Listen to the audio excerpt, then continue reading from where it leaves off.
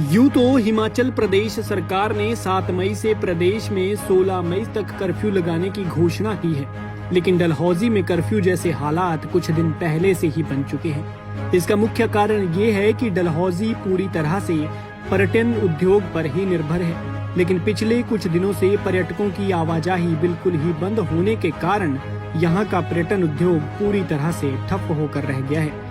यहाँ के ज्यादातर होटल, रेस्टोरेंट, ढाबे आदि तो पहले से ही बंद हो चुके हैं। इसके अलावा बाजार में भी जो थोड़ी बहुत दुकानें खुलती थी वह भी खाली पड़ी हुई हैं। बाजार पूरी तरह से सुनसान पड़े हैं। दुकानदार दुकानें खोलकर तो बैठते हैं, लेकिन इसी आस में सारा दिन निकाल देते हैं कि शायद कोई एक आध ग्राहक उनकी दुकान पर आ जाए, लेकिन वो भी संभव नहीं हो पाता।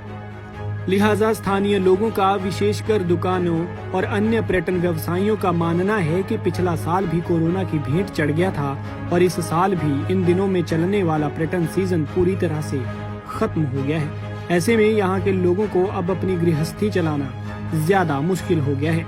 किस तरह से वे अपने सारे खर्चे पूरे करेंगे, यही सोच इन लोगों को अंदर ही अंदर खाए जा रही है। और ऊपर से प्रदेश और केंद्र सरकार की तरफ से भी इन लोगों को, विशेषकर मध्यम वर्ग को, किसी भी तरह की कोई राहत नहीं दी जा रही।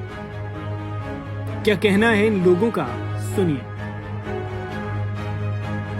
और जैसे कि आप जानते हैं कि डलहौजी शहर जो है वैसे भी टोटल टूरिस्ट ओरिएंटेड है and we are totally tourist oriented. हम डिपेंडेंट ही टूरिस्ट पे हैं। और जैसे कि लास्ट ईयर का लॉकडाउन हमारे लिए बहुत ज़्यादा ही परेशानी वाला रहा। हम 1% भी मैनेज नहीं कर सके। आधे से ज़्यादा मेरा जनरल स्टोर है, मेरी सबसे ज़्यादा स्टॉक एक्सपायर हुआ, बट कोई गवर्नमेंट की तरफ से कोई वो नहीं है। और इस साल भी ये देखिए कि गवर्नमेंट ने लॉकडाउन नहीं लगाया है, लेकिन परिस्थितियाँ तो सेम वही लॉकडाउन जैसी हो गई है हमारे लिए and we are quite bothered. और डिस्पाइट दैट आप ये देखिए कि गवर्नमेंट ने अभी तक कोई भी स्टेप नहीं ली। सबसे बड़ी सोचने वाली बात ये है कि सरकार ने हम जैसे बिजनेस क्लास के लिए या एक मीडियम क्लास के लिए, मध्यम वर्ग के लिए कोई भी पैकेज नहीं दिया है। और it is totally questionable regarded government and central government also.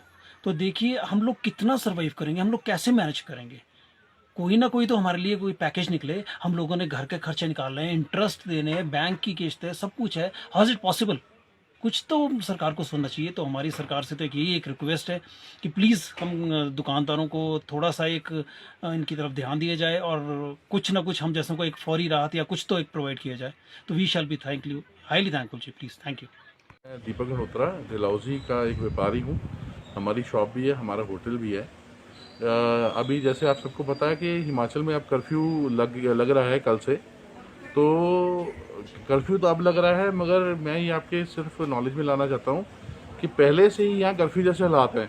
Because जो हमारी जितने भी यहाँ पर व्यवसायी हैं वो सब टूरिज़्म के ऊपर डिपेंड है।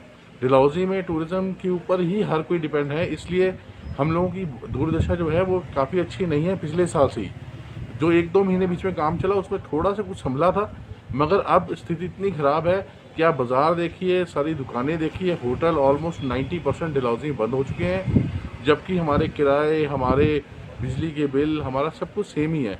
मैं बस ये एज अ व्यापारी, एज अ शहर का एक निवासी, ये सरकार से अपील करता हूँ कि कुछ भी करके हमारे सब व्यापारियों के बारे में कुछ सोचा जाए।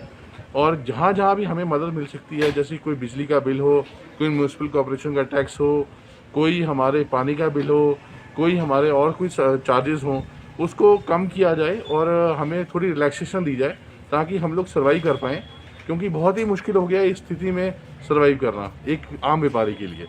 धन्यवाद। पंजाब केसरी के लिए डलहौजी से शमशेर महाजन की रिपोर्ट।